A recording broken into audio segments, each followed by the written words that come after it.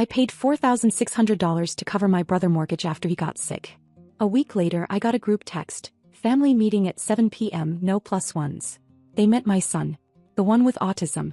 I didn't argue. I just recalculated the transfer. The bank froze the next payment. My brother called me crying. Then I said, I always knew I was the backup plan. The sturdy one. The one they could call at 2 a.m. and expect me to pick up no matter what. And I did for years. My dad used to joke that I was born with a checklist in my hand. My mom just called it survival. It's not that I minded being the responsible one. I just didn't expect it to cost so much. Not just financially but everything else too. Sleep, sanity, a social life. Even my health. I've been managing lupus since my late 20s. The flares come like invisible bruises. Fatigue, pain, brain fog. But no one ever really noticed. Or if they did, they didn't care. But as I kept going, I had to. Especially for my son. He's 9 now. Diagnosed with autism at 3. His needs aren't extra. They're just different. And raising him alone, with no support from his dad, no real help from family except my mom, it's made me into something I never knew I could be. A protector, a fighter, a damn miracle worker some days. But even miracles burn out. Then my brother Kevin got sick. It was a Tuesday. I remember because I was standing in the kitchen trying to get my son to eat a slice of frozen pizza, he'd suddenly decided looked too sharp. My phone buzzed and it was my sister-in-law. All caps. Heart. Not breathing right. I didn't even grab my coat. Tossed a blanket over my son, grabbed snacks and his headphones and drove straight to the hospital. No one else had answered her calls. Not my dad. Not my brother's drinking buddies. Just me. When I walked into the ER, she looked relieved like she'd been drowning. Kevin was hooked up to monitors, pale and barely speaking. The doctor said it was likely stress-induced cardiomyopathy. A fancy way of saying his heart was giving out because life had been too much. Funny. I'd been living like that for years. No one ever called it anything. The mortgage came up within an hour. Apparently they were behind already. My brother had lost some side jobs and hadn't told anyone. He was panicking. They were afraid they'd lose the house. She said it in front of me like it was just a fact I'd fix. Like always. I sat in the hospital lobby with my laptop balanced on my knees. Pulled up the joint emergency fund I'd been building slowly over the years. It was meant for my son.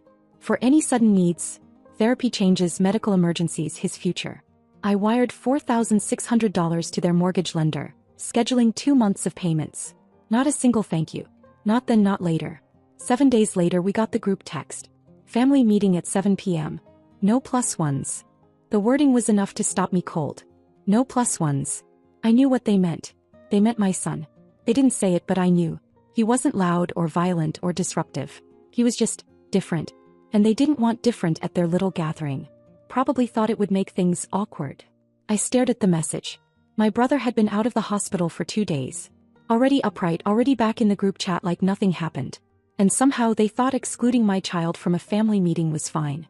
I didn't argue. I didn't text back. I didn't call. I opened my laptop. Logged into the bank. The third mortgage payment was scheduled for 2 weeks out. I recalculated the transfer, adjusted the standing order and placed it on hold. 5 minutes later the bank confirmed, recurring payment paused. 3 days passed. Silence. Then my brother called me in the middle of the night. Voice cracking. Said he'd gotten a notice. Payment didn't go through. Was I sure there wasn't a mistake? I said no. Then I said something else. Something that made him go completely silent on the other end of the line. And that was the moment everything changed. For good. He kept asking if something went wrong with the payment. If maybe the bank made a mistake or maybe I clicked the wrong account. He talked fast like if he filled the space with words, I wouldn't have room to say anything real. I let him go on longer than I needed to. When he finally stopped I told him I paused the transfer. I said it calmly like I was explaining a scheduling change at work. I told him it wasn't an accident. That I did it on purpose. There was a long silence. Then he asked why, like he truly couldn't imagine a reason. So I asked him if he remembered the group text. The family meeting. The no plus ones. I asked him who exactly he thought that was aimed at. He tried to dodge it at first, said it wasn't personal, said they just wanted to keep things simple. That word again. Simple. As if my son was clutter. I reminded him that my son had sat next to me in the ER waiting room while I sent that money. That he held my hand when my joints were swollen and stiff. That he didn't complain once even though hospitals overwhelm him. And then I said something I'd never said out loud before. I said if my child wasn't welcome in this family, then neither was my money.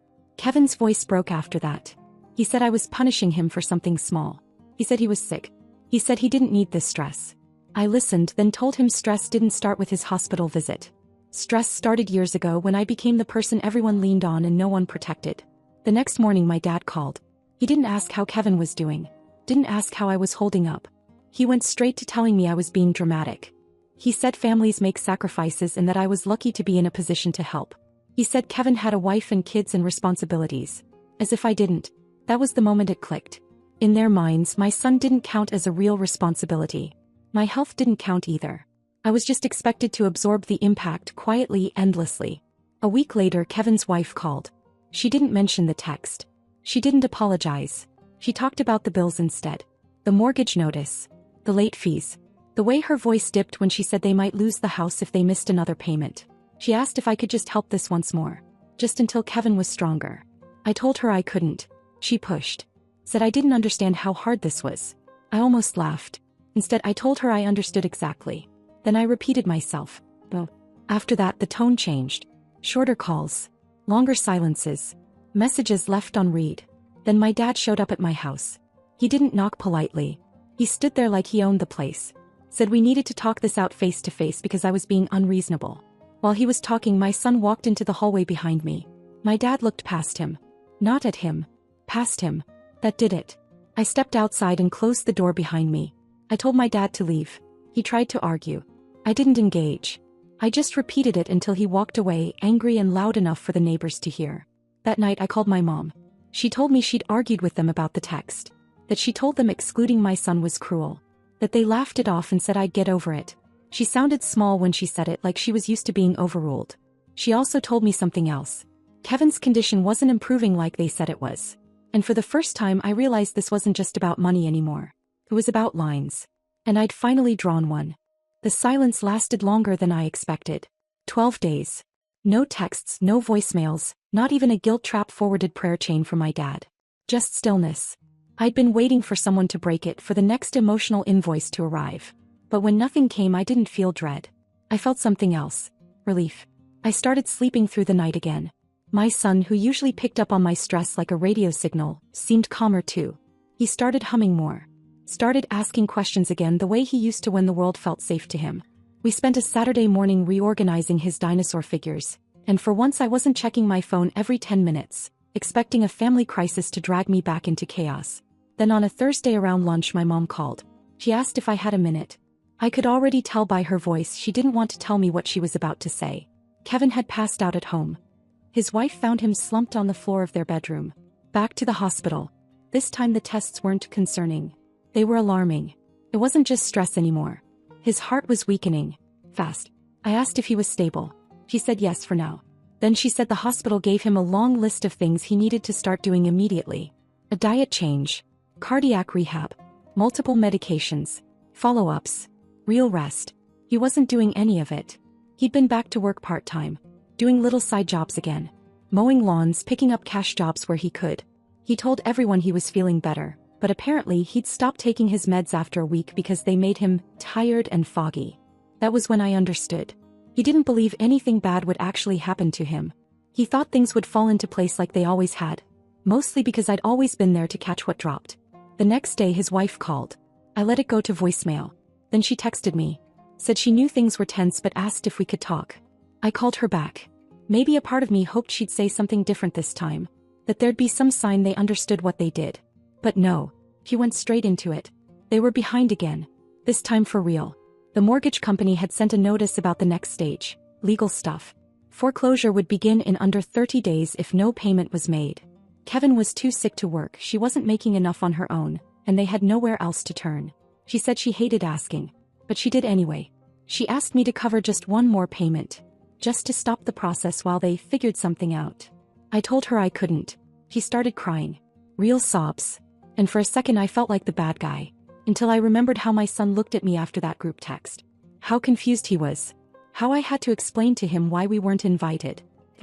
So I told her no. Kindly but firmly. No. She didn't thank me for everything I'd already done. She didn't apologize. She just hung up. 2 days later my mom called. Her voice sounded different. Quiet. Not weak, but like someone who'd been standing in the rain too long and finally admitted they were cold. He told me my dad had lost it. Said he blamed her for everything. The division in the family, the tension, even Kevin's health. He'd said it was her fault I turned out so bitter. That she always coddled me. That she should have raised me to be less selfish. I didn't even get angry. I'd heard versions of that rant before, but something about hearing it now after everything made it land differently. He was unraveling. Then she told me something else. He was scared of him. Not because he hit her. He never had. But because his anger had changed. It wasn't just loud anymore. It was cold. Calculated. He'd go full days without speaking to her, then snap over something small. A light left on. A drawer not closed. She said she didn't feel like a wife anymore. She felt like a ghost walking through her own home. And then she asked if she could stay with me. Not forever. Just for now. Just until she figured things out. I told her yes before she even finished the sentence. She packed her things in 2 duffel bags. Took her old jewelry box, a few photo albums, her medication, and not much else. She left while my dad was out running errands. Said goodbye to no one. That Sunday I picked her up and brought her home. I'd already set up the guest room. Washed the sheets. Bought her favorite chamomile tea. Moved my son's books into my room to make space for hers. She cried when she saw it. Not loud. Just quiet tears, sitting on the edge of the bed she didn't have to earn. The next morning she made pancakes for my son. He danced around the kitchen with a spatula, pretending it was a sword. She laughed. Real laugh. One I hadn't heard in years. And that afternoon my dad found out. It started with a voicemail. Not to me, to my mom. He didn't even bother calling live. Just left a message like someone announcing a closure. You made your choice. Don't come back. That was it. No emotion. No questions. Just a cold declaration like she'd picked the wrong side in a war and now the border was closed. He played it for me while we were sorting laundry. She didn't cry. She just folded one of my son's t-shirts and kept going. I asked her if she was okay. He said yes. Then she added, I think I've been waiting to hear that for a long time. Later that night she cooked dinner for all of us. Chicken soup from scratch the way she used to when we were kids and the power went out during storms. She looked calm, almost relieved. Like something had finally snapped loose inside her, but in the right direction. Then my phone rang. Unknown number. I didn't answer. It rang again. The 3rd time I picked up. I should have let it go. It was Kevin's wife. I could tell right away something was wrong. This wasn't like before. The subtle guilt, the careful words. This was frantic. She was crying, talking too fast, her voice cracking. Kevin was in the ICU. He'd collapsed at home again. This time it was different. No pulse when they found him. Paramedics revived him, but he hadn't regained consciousness. She said the doctors didn't know what kind of damage he might wake up with, if he woke up at all. Then she said something strange. Before he passed out, he wrote something on a napkin. Shaky handwriting. Just one word. My name. Not a message. Not call Emily. Just my name. Like I was still supposed to step in. Still supposed to be the one to make things right. I sat on the edge of the bed after I hung up and stared at the wall for a long time. Then I made a decision that months ago would have ripped me apart. I didn't go. He had his family. He had his wife. He had the father who always defended him even when he was dead wrong. He had all the people who had 1,000 opinions about how I should live, but none about how they treated me and my son. So no, I didn't go. The next morning, while helping my mom go through her insurance paperwork, I got a call from work. It was my manager. She said she wanted to talk that afternoon if I had time. My first thought was that I was in trouble. My attendance hadn't been great. Too many half-days, too many emergency calls. But it wasn't that. She said she'd noticed how I handled pressure. That in the middle of everything, I never dropped the ball.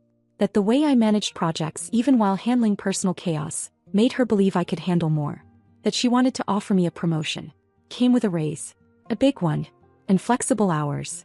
I sat there stunned while she explained it. After the call ended, I turned to my mom and told her. She didn't say much, just smiled really soft and put her hand on mine. She didn't need to say anything. I could see it all in her eyes. That pride. That little spark. Like maybe, finally, something was working out for me. We made a quiet celebration out of it. Pasta, garlic bread, a simple salad. My son insisted on wearing his paper crown from his last birthday and called it promotion dinner. He handed my mom a drawing of the 3 of us standing in front of our house. He'd drawn a sun in the corner even though it was dark outside. Then the doorbell rang. I didn't even think. Just opened it like it was a neighbor dropping off mail. It was my dad. And standing behind him in an oversized sweatshirt, holding a plastic grocery bag with clothes and what looked like a stack of bills in a folder, was Kevin's wife. She didn't look angry. She looked hollow. My dad didn't say hi. Didn't ask to come in. He looked past me, saw my mom sitting at the table and said, "You're having a celebration while your brother's in a hospital bed?" I told him we were having dinner. Then he looked at my mom and said she should be ashamed. That was when it happened. He stepped forward. Fast. His hand twitched like he was going to grab her arm or worse. He didn't touch her, but he came close enough. Close enough for it to count. I stepped in front of him, closed the door, locked it. Then I picked up the phone and called the police. Reported a disturbance. Gave them his full name, told them I didn't want him near my house again. My son watched from the hallway. Said nothing. An hour later I found him sitting on my mom's lap, drawing a new picture. He'd added one more person to the family. Her. The next morning we changed the locks. The locksmith arrived just after 8. He barely spoke, just nodded and got to work on the front door. I watched him remove the old hardware like he was peeling off a layer of the house that didn't belong to us anymore. Something about the sound of metal unscrewing from wood felt final. Like we were allowed to start over. My mom stood beside me in her robe, hands wrapped around a chipped mug of coffee. She didn't say anything either. She just stared at the door like she was watching a version of herself walk out of it for the last time. Upstairs, my son was lining up his dinosaurs in color order, humming the Jurassic Park theme under his breath. He'd started doing that again since she moved in. Humming. It was his way of saying he felt safe.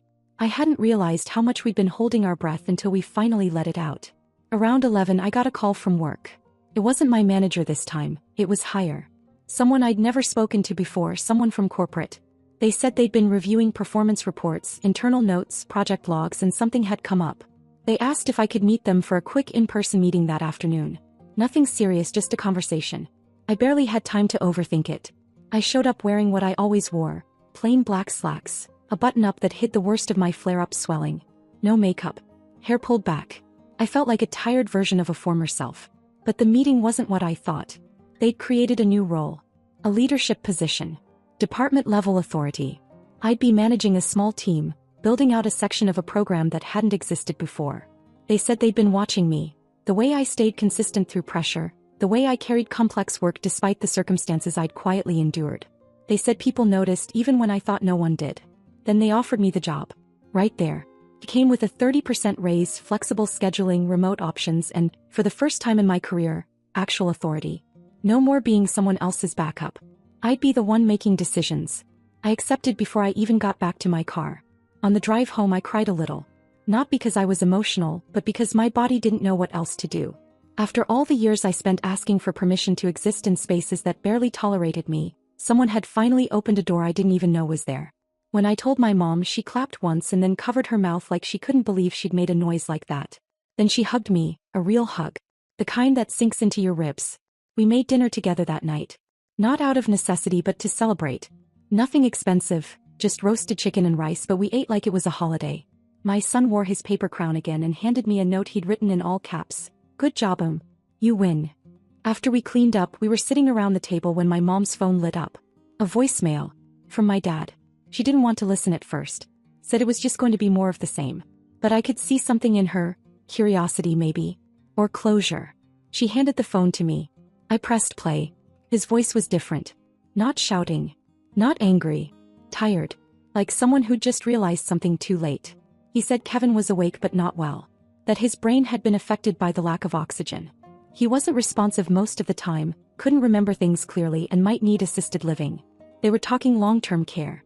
Medical debt. Possibly state assistance. Then my dad said something I wasn't ready for. He said he'd reconsidered how things went down. That maybe they hadn't handled the situation with enough compassion. That if we wanted to come back to the family, if I wanted to bring my mom and my son and sit down, like adults, he'd be willing to talk. He said talk like it was a favor. I deleted the voicemail. 2 days later, Kevin's wife sent another text. She said she was at her limit. That she couldn't keep up with the bills, the paperwork, the calls from creditors. That she didn't know how to be a full-time caregiver. That she hadn't worked in months and didn't know how they were going to afford groceries next week. Then, almost as an afterthought, she added, if you can just help with this one mortgage payment. Just to keep them from taking the house. I didn't reply. Instead, I copied her message and forwarded it to the same local nonprofit I used when I was trying to get caught up years ago. Back when I was selling off furniture and skipping meds just to make rent. Then I blocked her number. That same evening, my manager called again. Said the regional director wanted me to attend a summit. 3 days out of state. Flights, hotel all covered. It was optional but recommended. She said it would be a good way to introduce myself as a new leader in the company. I hadn't been on a plane in almost a decade.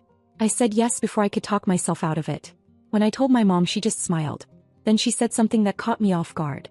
"You're going to need a suitcase. A real one. Not that raggedy thing you've been using." The next morning she and my son surprised me with one. Blue. Medium-sized. A sticky note on the handle in his handwriting. "For Mom's big job trip." He hugged me and asked if I'd bring him back a magnet. I promised I would. We ate pancakes that morning, no special reason. My mom turned on music and danced with him in the kitchen. He laughed so hard he fell over. I stood there watching, toast in hand, thinking, this is our family now. Just us. And finally it's enough. The airport felt surreal. I hadn't walked through sliding glass doors like that in almost 10 years. Last time I flew, I had a diaper bag slung over my shoulder, a screaming baby on my hip, and a hollow pit of anxiety in my stomach. This time I had one carry-on, a printed itinerary, and a seat in business class. I kept waiting for something to go wrong. A flight delay, a last-minute call from home, a family emergency that would pull me back into the old gravity. But nothing happened. I got on the plane. It took off. I landed. And for the first time in years I was somewhere else. Not as someone's safety net or emergency contact, but as a professional. Someone people listened to. The summit was in Denver. 3 days of meetings, panels, and networking. They introduced me as the fastest internal promotion in the region. People asked me questions. Not about my personal life or what I could handle, but about strategy, innovation, team building. I gave answers. Good ones. It felt easy. At night in the hotel room I called home. My mom answered every time. Said everything was going fine. My son had eaten all his chicken. They'd watched 2 movies. She'd folded his laundry without being asked. Her voice sounded steady, peaceful. One night she told me, "You don't have to come back tired anymore. We've got this." The trip ended with a rooftop dinner. I stood with a glass of sparkling water in my hand, listening to other managers talk about plans for the next quarter. And for the first time I didn't feel like an imposter. I felt like I belonged. When I got home the house smelled like cinnamon. My mom had baked. My son ran to the door and held out a drawing. A plane, our house, and the 3 of us standing together with matching smiles. I told him I'd missed him. He said, "I know. But you were being a boss." And I was. Work got better. My team respected me. I got more say in how things ran. My schedule got lighter, but the results were stronger. I stopped apologizing for taking up space. I stopped making excuses for needing time off for my son. I stopped flinching when the phone rang. I never heard from Kevin again. Eventually I heard he was living in a care facility. His wife had gone back to her parents' place out of state. My dad never called. Not once. I saw him once at a grocery store. Months later, standing in the frozen food aisle alone. He didn't see me. I didn't say anything. I just walked past. That night I took my mom to dinner. Just the 2 of us. No noise, no drama, no tension. She wore a necklace I didn't recognize. Something simple but new. I asked where she got it. She said she bought it with her own money. Her tone made it clear. That was the point. She said she felt like she got her life back. I told her I felt the same way. By spring I'd paid off my car. By summer I started looking into weekend trips with my son. Parks, museums, places that didn't feel heavy with expectation. Places where we could just exist. In August he asked if we could call Grandma our roommate forever. I said, if she wants to be. She overheard and said, I think I do. That was the moment I knew it wasn't temporary anymore. We weren't rebuilding. We were starting fresh. No more waiting for the next crisis. No more rescuing people who wouldn't do the same. No more just surviving. Now finally we were living.